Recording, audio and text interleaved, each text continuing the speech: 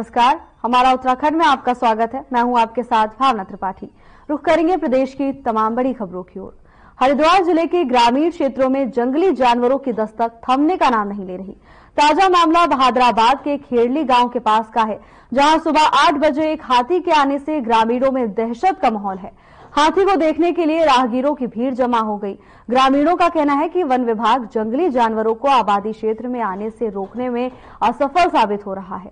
हरिद्वार के ग्रामीण इलाकों में आए दिन जंगली जानवर आबादी वाले क्षेत्रों में प्रवेश कर रहे हैं, जिससे ग्रामीणों की सुरक्षा पर सवाल खड़े हो रहे हैं और लोग बहादुराबाद के खेड़ली गांव के मुख्य द्वार के पास हाथी की दस्तक से भयभीत हैं।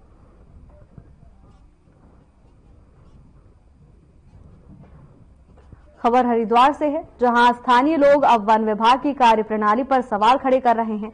उनका कहना है कि वन विभाग जंगली जानवरों को आबादी वाले क्षेत्रों में आने से रोकने में असफल साबित हो रहा है, जिसके चलते लगातार क्षेत्र में भय का माहौल बना हुआ है। ताजा मामला बहादुराबाद का है, जहां एक जंगली हाथी रिहायशी इलाके में देखा गया, तो वहीं हाथी को देखने के लिए स्थानीय लोगों की भीड़ इकट्ठा हो गई। सभी लोगों ने हाथी की तस्वीरों को कैमरों में कैद किया। हालांकि लोगों का कहना है कि लगातार जंगली जानवरों के आवागमन से दहशत का माहौल बना हुआ है और सुरक्षा पर कई तरह के सवाल खड़े होते हैं। बार बार प्रशासन से कार्रवाई की अपील की गई, लेकिन इसके बाद भी वन विभाग की ओर से कोई सफल कदम नहीं उठाए गए।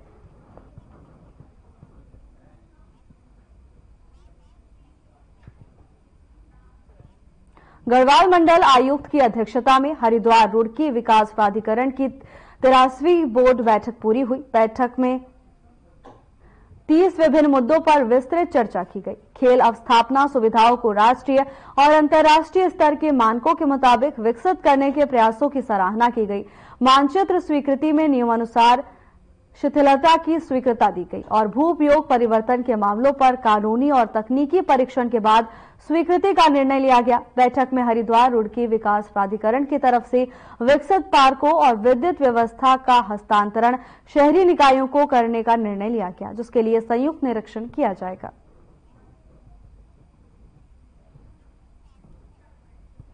खबर हरिद्वार से है, जहां विकास प्राधिकरण की बैठक हुई। इस दौरान तमाम अहम मुद्दों पर चर्चा की गई। जानकारी के मुताबिक बैठक में 30 मुद्दों पर चर्चा की गई है, जिसमें तमाम अहम बिंदुओं पर अधिकारियों के बीच में चर्चा हुई है। हरिद्वार में विकास प्राधिकरण की बैठक हुई, जिसमें 30 अहम मुद्दों को लेकर चर्चा की गई है।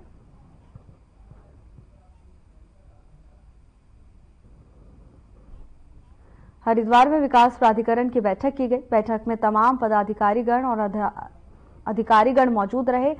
इस दौरान 30 अहम मुद्दों पर चर्चा की गई।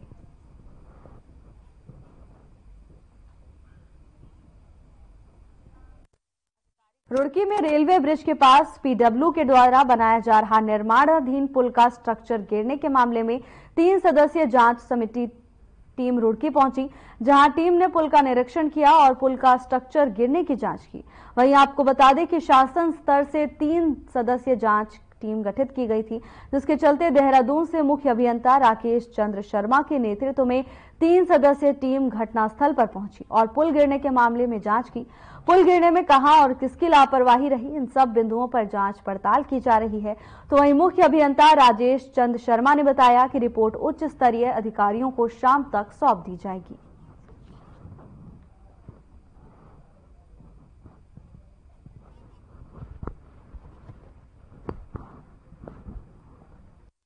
ऐसा हुआ 31 तारीख को ये एक घटना घटी थी और शासन ने इसको बड़े गंभीरतापूर्वक लिया। छुट्टी के दिन एक त्रिस्तरीय समिति का गठन किया गया था और वो आज समिति यहाँ पर आई है। हमने आज साइट पे भी देख लिया है। अभी हम अपने जो डॉक्यूमेंट्स हैं, कॉन्ट्रैक्ट डॉक्यूमेंट्स हैं, वो सब देख रहे हैं। इसके बाद जो हमारी फाइंडिंग्स होगी वो हम अपने प्रमुख अभियंता महोदय को उपलब्ध कर देंगे। ये है। तो सर क्या मौके पे जाके देखा गया है? हाँ, एक देखा, वो तो ब्रिज तो गिरा ही है। एक उसका बॉटम कॉर्ड जो था, उसके बीटी कॉलम्स थे, वो गिर गए हैं। अब उसके कॉजेज क्या हैं, उसके सारा वो परीक्षण किया जाएगा। अल्मोड़ा बस हादसे में 36 लोगों की मौत हुई और 27 घायल हैं। सीएम धामी ने कड़े शब्दों में इस घटना में दोषियों पर कार्रवाई की बात की है। मुख्यमंत्री धामी ने इस हादसे की मजिस्ट्रेट जांच के आदेश दे दिए थे। जो रिपोर्ट अभी तक सामने आई है, उसमें यह पता चला है कि बस में 60 से ज्यादा लोग सवार थे, जबकि बस केवल 42 सीटर थी।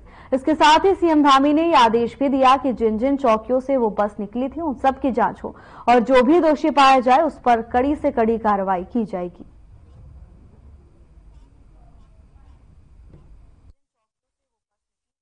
ये घटना बहुत ही दुखद घटना है और इस प्रकार की घटनाओं की पुनरावृत्ति न हो, इसके लिए जो है जो प्रेस बैरियर लगाए जाने थे, हम उसकी भी समीक्षा कर रहे हैं। कमिश्नर कुमाऊं इसकी मजिस्ट्रियल जांच कर रहे हैं। तो साथ में जहां जहां से ओवरलोड होकर जो ये गाड़ी निकली है, उन चौकियों की भी जो है हमने कहा है कि इन चौकियों का भी जो है पूछताछ करके अगर कहीं कोई दोषी पाया जाता है उन पर कार्रवाई की जाए। बाकी जो लोग इसमें दोषी हैं, जो विभाग संबंधित है, उस पर पूरी कार्रवाई करेंगे और जो व्यवस्थाएं कमी उन व्यवस्थाओं को करेंगे। अभी तो हमारा ये है कि जो घायल है।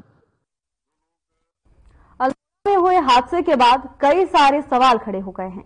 बता दें कि 42 सीटर बस में 60 से ज्यादा यात्री सवार थे, जो कि अपने आप में एक बड़ा सवाल खड़ा कर रहे हैं। इस हादसे ने पूरे प्रदेश को हिला कर रख दिया है और सबसे दुखद बात यह है कि हादसा तब हुआ जब प्रदेश अपना 25वां स्थापना दिवस मनाने जा रहा था। 9 नवंबर को उत्तराखंड स्थापना दिवस को लेकर प्रदेश सरकार ने कई सारी तैयारी कर रखी थी, लेकिन मुख्यमंत्री पुष्कर सिंह धामी ने साफ कर दिया है कि राज्य स्थापना दिवस के तहत प्रदेश में जो कार्यक्रम होने थे उन्हें स्थगित कर दिया गया है। इसके साथ ही अन्य जो कार्यक्रम होना था उन सभी को भी स्थगित कर दिया गया है। साधारण तरीके से अन्य सभी कार्यक्रम मनाए जाएंगे।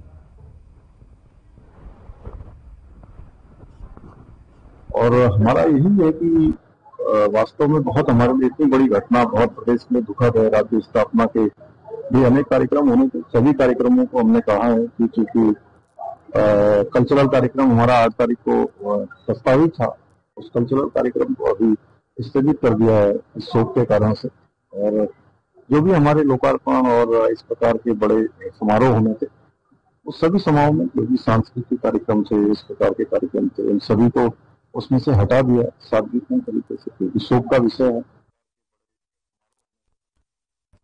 खबर देहरादून से है, जहां मुख्यमंत्री पुष्कर सिंह धामी ने retired major general G D Bakshi की पुस्तक ए हिस्ट्री ऑफ हिंदुइज्म का विमोचन किया। मुख्यमंत्री ने इस अवसर पर अल्मोड़ा बस हादसे में दिवंगत हुए लोगों को श्रद्धांजलि देते हुए उनके परिजनों के साथ अपनी संवेदनाएं व्यक्त की। मुख्यमंत्री ने कहा कि मेजर जनरल जीडी बख्शी की ये पुस्तक अवश्य पाठकों के लिए लाभकारी सिद्ध होगी।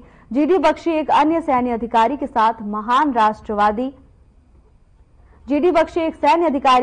महान राष्ट्रवादी और विभिन्न विषयों के जानकार एवं विचारक भी हैं। मुख्यमंत्री ने कहा कि पुस्तक इतिहास, सभ्यता और सांस्कृतिक धरोहरों को नई दृष्टि से प्रस्तुत करने का बेहतरीन प्रयास है।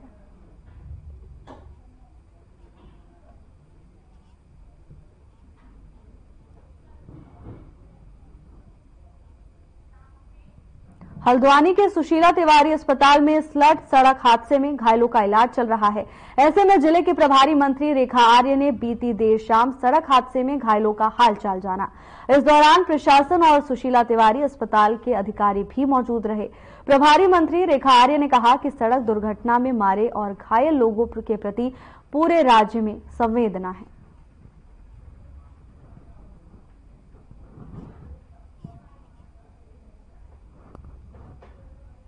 मरचूला की जो घटना हुई है, निश्चित रूप से हम एक उत्तराखंडी भाई बहन की घटना से बहुत दुखी है।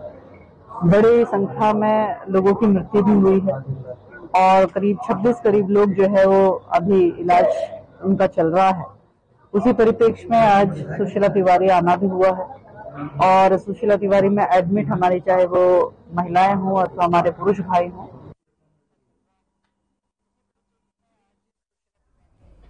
बीजेपी के संगठनात्मक चुनाव के लिए बैठकों का दौर शुरू हो गया है। इसी क्रम में अल्मोड़ा में बीजेपी कार्यालय में कार्यशाला आयोजित की गई, जिसमें केंद्रीय राज्य मंत्री और स्थानीय सांसद अजय टम्टा ने शिरकत की। इस कार्यशाला में बीजेपी के प्रदेश महामंत्री खिलेंद्र चौधरी भी मौजूद रहे। साथ ही 3 विधानसभाओं के कार्यकर्ताओं ने भी इसमें हिस्सा लिया। इस दौरान बीजेपी कार्यकर्ताओं को बूथ, मंडल और जिला स्तर की चुनाव प्रक्रिया की जानकारी दी गई। केंद्रीय राज्य मंत्री अजय टम्टा ने कहा कि बीजेपी विश्व की सबसे बड़ी पार्टी है। साथ ही केंद्रीय राज्य मंत्री अजय टम्टा ने स्लट हादसे को दुर्भाग्यपूर्ण बताते हुए कहा कि ओवरलोडिंग को एक बड़ी समस्या बताया।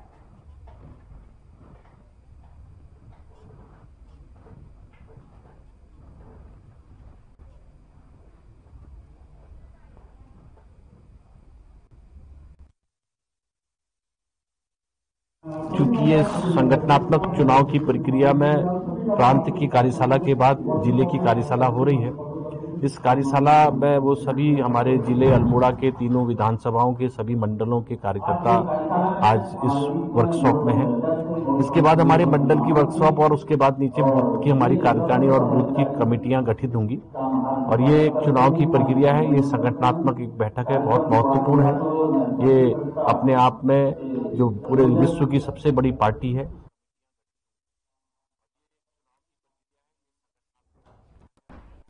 राष्ट्रीय खेलों के आयोजन को लेकर धामी सरकार लगातार प्रयासरत है, जिसके लिए 10 नवंबर को एक महत्वपूर्ण बैठक होने वाली है। उत्तराखंड की खेल मंत्री रेखा आर्या के मुताबिक नेशनल गेम्स के लिए गेम्स टेक्निकल कंडक्टिंग कमेटी का गठन होना है, ताकि राष्ट्रीय खेलों के स्थानों में कोई बदलाव अगर करने हो तो वो उनके द्वारा हो सके। खबर देहरादून से है, जहां अब शासन और प्रशासन राष्ट्रीय खेलों के आयोजन को लेकर सजग नजर आ रहा है। राष्ट्रीय खेलों के आयोजन को लेकर बैठक होनी है। 10 नवंबर को इस बैठक का आयोजन किया जाएगा, जिसमें तमाम अहम मुद्दों को लेकर चर्चा की जाएगी। आपको बता दें कि प्रदेश में राष्ट्रीय खेलों का आयोजन होना है, जिसको लेकर शासन और प्रशासन समन्वय बनाकर तैयारियों में जुटा हुआ है। अधिकारी से लेकर कर्मचारी तक सभी पुरजोर तरीके से आयोजन को सफल बनाने में जुटे हुए हैं। तो वहीं मंत्री रेखा आर्या ने व्यवस्थाओं को लेकर अधिकारियों को निर्देश दिए हैं कि व्यवस्थाओं को दुरुस्त किया जाए और किसी भी तरह की कोई भी अप्रिय घटना ना घटे, इसको लेकर भी खास ध्यान रखा जाए। देखिए, नेशनल गेम को लेकर मैं समझती हूँ कि किसी भी प्रकार का आप लोगों को संदेह करने की आवश्यकता नहीं है। एजीएम की बैठकें हमेशा आगे पीछे होती रहती हैं। अभी 10 तारीख को प्रस्तावित है। निश्चित रूप से इस एजीएम की बैठक हमारे लिए इस बात से महत्वपूर्ण है कि हमारे यहाँ पे जीटीसीसी का गठन होना है, जिसकी इंतजारी में हम लोग हैं कि जल्दी से जल्दी जो है गेम्स टेक्निकल कंडक्टिंग टीम गठित हो जाए, ताकि हमारे जितने भी हमारे गेम के स्थल बने हुए हैं वो उनके मानकों के अनुरूप जो है उसमें समय रहते हुए जो सुधार उनको लगता है तो वो किया जा सके।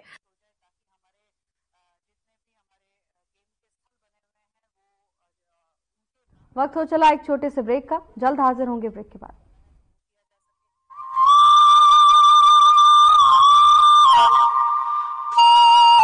भारत माता की सुरक्षा में जिन सपूतों ने लहू बहाया है, उनके आश्रितों का दायित्व धामी सरकार ने उठाया है।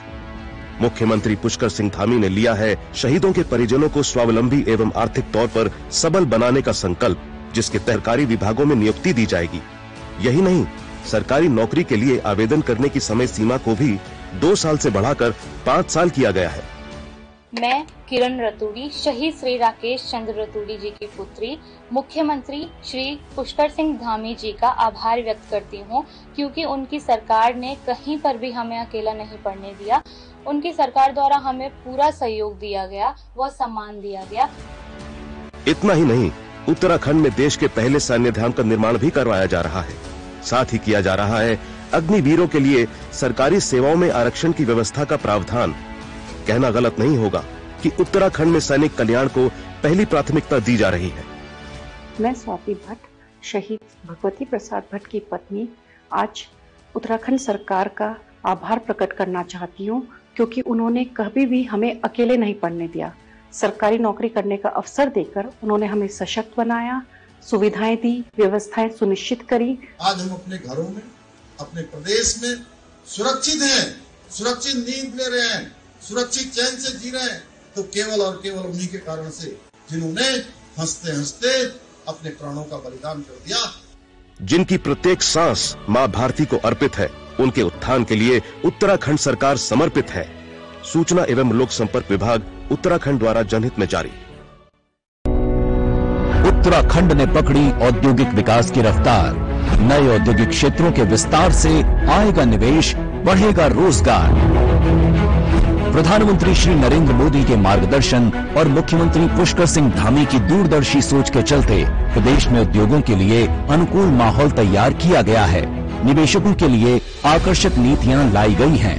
यही वजह है कि हाल ही में आयोजित ग्लोबल इन्वेस्टर्स समिट के दौरान करीब 3,57,000 करोड़ रुपए के निवेश प्रस्तावों पर हस्ताक्षर हुए हैं। उत्तराखंड सरकार के प्रयासों से राज्य में न सिर्फ व्यापक निवेश आ रहा है, बल्कि नए औद्योगिक क्षेत्रों का भी विकास किया जा रहा है।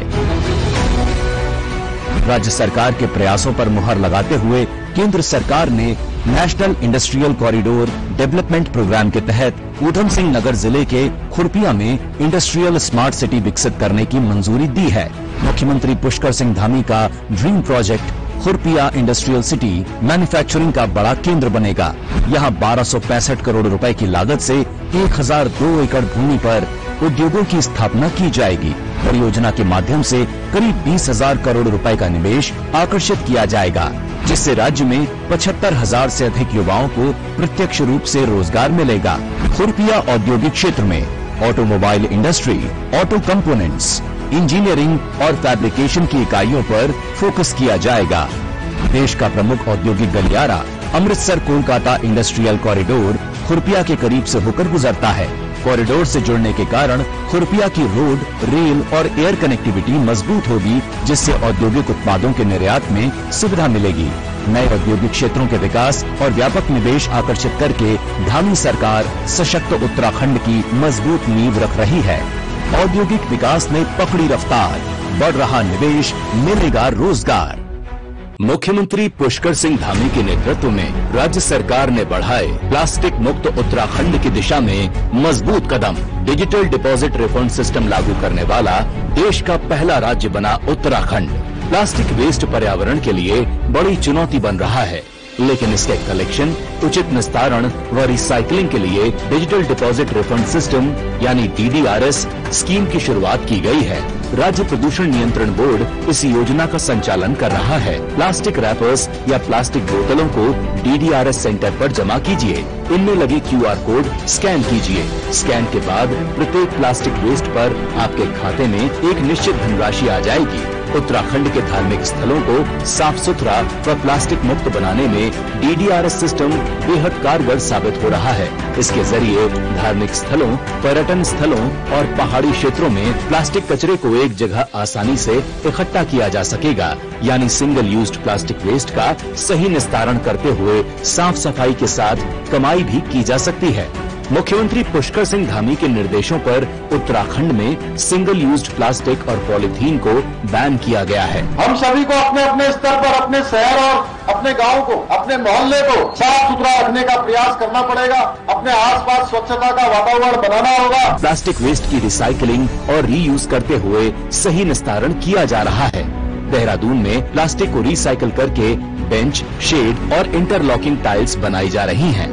पॉलीथीन, प्लास्टिक रैपर आदि को एकत्र करने के लिए पॉलीथीन कचरा बैंक खोले गए हैं। इसके अलावा नगर निकायों के माध्यम से ठोस कचरे का डोर टू डोर कलेक्शन किया जा रहा है। उत्तराखंड को प्लास्टिक मुक्त बनाने में तकनीक के साथ साथ जन भागीदारी भी जरूरी है। आइए मिलकर स्वच्छ उत्तराखंड के संकल्प को साकार करें। प्लास्टिक मुक्त उत्तराखंड, साफ स्वच्छ उत्तराखंड। जिसे बनाने में किसी भारतवासी का पसीना बहा हो, उसे खरीदने पर जोर देना चाहिए, और ये सबके प्रयास से ही संभव होगा। वोकल फॉर लोकल हमें व्यवहार में लाना ही होगा। देश के यशस्वी प्रधानमंत्री श्री नरेंद्र मोदी जी के वोकल फॉर लोकल के आह्वान से प्रेरित उत्तराखंड सरकार इस दिशा में हर महत्वपूर्ण कदम उठा रही है। प्रकृति, संस्कृति और विरासत को अपने अंदर समेटे उत्तराखंड में बने प्रोडक्ट एक ब्रांड के रूप में उभरते जा रहे हैं। उत्तराखंड सरकार द्वारा ग्रामीण उद्यमियों एवं कृषि उत्पादों को भी राष्ट्रीय और अंतर्राष्ट्रीय बाजारों से जोड़ने का प्रयास किया जा रहा है। उत्तराखंड सरकार द्वारा लॉन्च किया गया हाउस ऑफ हिमालयास ब्रांड क्षेत्र के प्रामाणिक हस्तशिल्प उत्पादों को बढ़ावा दे रहा है। वहीं उत्तराखंड देश का पहला राज्य बन गया है जिसे एक दिन में सबसे अधिक 18 GI टैग मिले। ये सभी प्रयास उत्तराखंड सरकार के वोकल फॉर लोकल के प्रति प्रतिबद्धता का प्रमाण है। लोकल उत्पादों को अपनाकर हम न केवल उत्तराखंड की विरासत को सहेज रहे हैं, बल्कि स्थानीय लोगों को आर्थिक रूप से सशक्त भी बना रहे हैं। आइए इस त्योहार स्थानीय उत्पादों को अपनाकर उत्तराखंड की प्रगति में अपना योगदान दें और साथ मिलकर एक आत्मनिर्भर और समृद्ध उत्तराखंड बनाएं।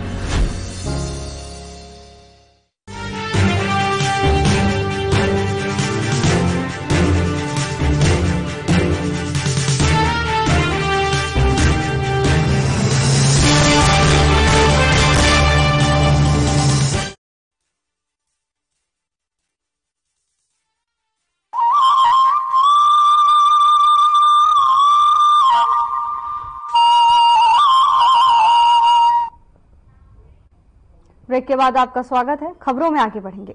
अल्मोड़ा बस हादसे में घायल हुए 11 लोगों का ऋषिकेश एम्स में उपचार चल रहा है। बीते रोज उत्तराखंड के पूर्व मुख्यमंत्री और कांग्रेस के वरिष्ठ नेता ऋषिकेश एम्स पहुंचे, जहां उन्होंने बस हादसे में घायल हुए लोगों से मुलाकात की और उनका हालचाल जाना।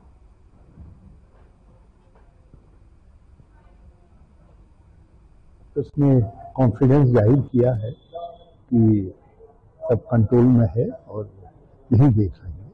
एक दो पेशेंट ऐसे हैं जिनको रिकवरी में जरा समय ज्यादा लग सकता है और बाकी जो यहाँ भर्ती हैं मैं समझता हूँ अगले कुछ दिनों के अंदर 2-4 दिन के अंदर वो उनकी फास्ट रिकवरी स्टार्ट हो जाएगी। 4 साल की बच्ची भी है। हाँ, बच्ची का बहुत हृदय दीवारा केस है। घर में भी केवल दादी है, बूढ़ी दादी है और यहाँ उसकी नानी है जिसके पास वो आई मुरादाबाद से, जो उसके साथ है।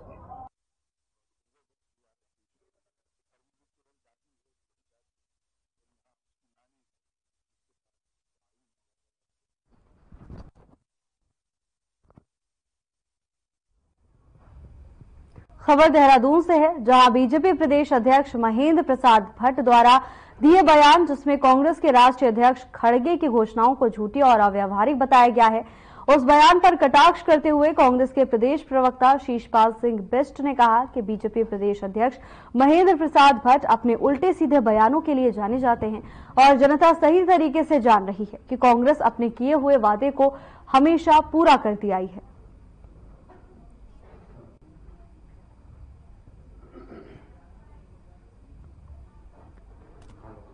देखिए, महेंद्र भट्ट जी लगातार अनर्गल बयानबाजी के लिए जाने जाते हैं और वो कब क्या कह दें ये किसी को पता नहीं लगता। और जिस काले सच की वो बात कर रहे हैं कांग्रेस के बारे में, जनता जानती है उसकी सच्चाई। जनता जानती है कि कांग्रेस पार्टी पारदर्शिता और सच की राजनीति करती है।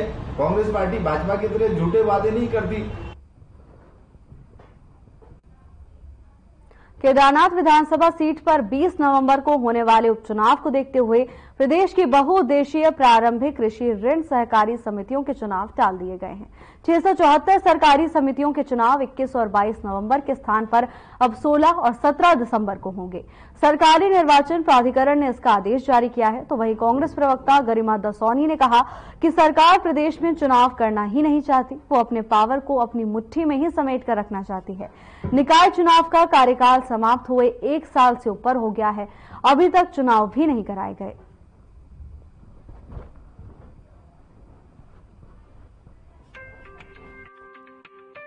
इस सरकार से कोई चुनाव नहीं हो पाएंगे। आप निकाय चुनाव की हालत देख लीजिए, 1 साल से ऊपर होने वाला है। निकाय के कार्यकाल को समाप्त हुए 4 दिसंबर को समाप्त हो गया था निकायों का कार्यकाल, 2 दिसंबर आने वाला है, इनसे चुनाव नहीं हो पा रहे। पंचायत चुनाव जो होने थे 20 नवंबर को, उनका भी कार्यकाल समाप्त हो रहा है पंचायतों का, लेकिन ये कह रहे हैं कि मार्च अप्रैल में चुनाव कराएंगे। छात्र संघ चुनाव 30 सितंबर तक होने थे, ये कह रहे हैं कि नहीं हो पाएंगे।